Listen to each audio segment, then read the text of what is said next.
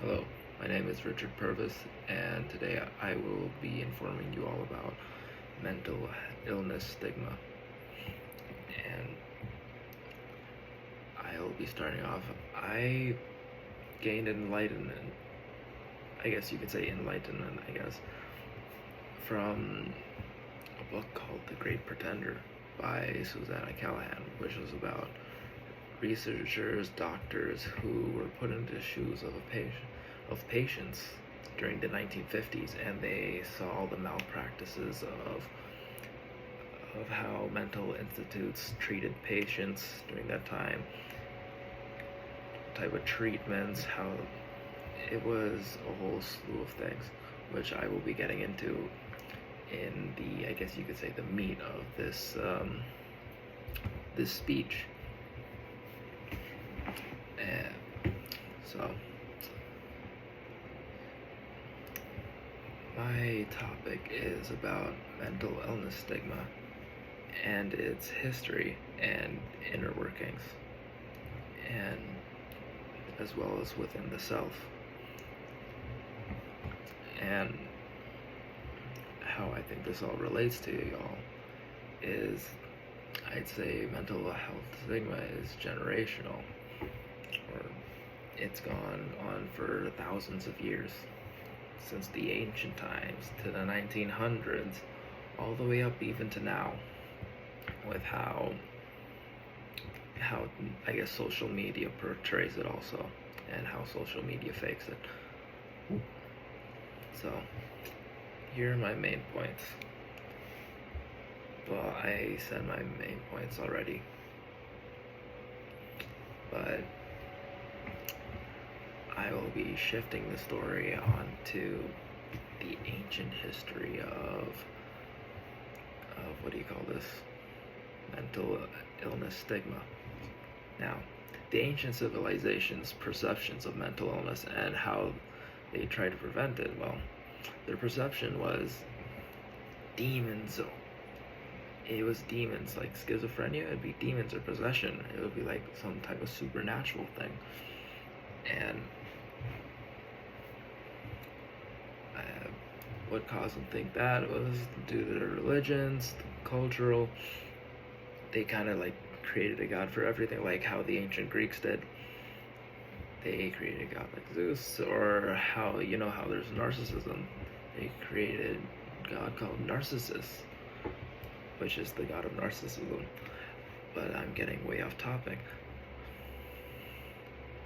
Now, other than that, here's how they tried to prevent it. I'm using quotations because it wasn't really preventing it, it was more like torture. Now, the ways they tried to stop mental illness was, one of them anyways, is trephination, which was used by the ancient Greeks and cave dwellers as well. And what trephination is, it's essentially you're jabbing like a piece, like a stick or a rock, into the skull and removing a piece of the skull to get the, I guess you'd say, evil spirits out. Again, demons, possession, supernatural. And I guess on to another point, on to the 1900s. A bit more of a modern way of treatment was during, well, the 1900s, yeah. They used straitjackets, ice baths. This was actually in the meat of The Great Pretender. But they used straitjackets, ice baths, or they spritz like cold water in like those little spray bottles, and lobotomy. And now, I know this isn't really the smoothest transition, but we're now going off to the different types of stigma. And we'll first be starting off with self-stigma. I know it's a little close to home. I mean, it's in the home, but self-stigma is basically, it's kind of internalizing the thoughts of culture and society. Now, I will be explaining more of that in the next topic. Now, the 4 stages of internalized stigma is stereotype awareness, personal acceptance, self-concurrence, and harm to self. Now, stereotype awareness is about the negative ways we see ourselves, partly due to society's views. And that could be from numerous reasons. Now, you may be wondering, what are society's views, right? Society's views, the negative views anyways. Someone will be mocked, they will get called crazy, dangerous, think of all the terrible things that you could think when you hear someone has mental illness.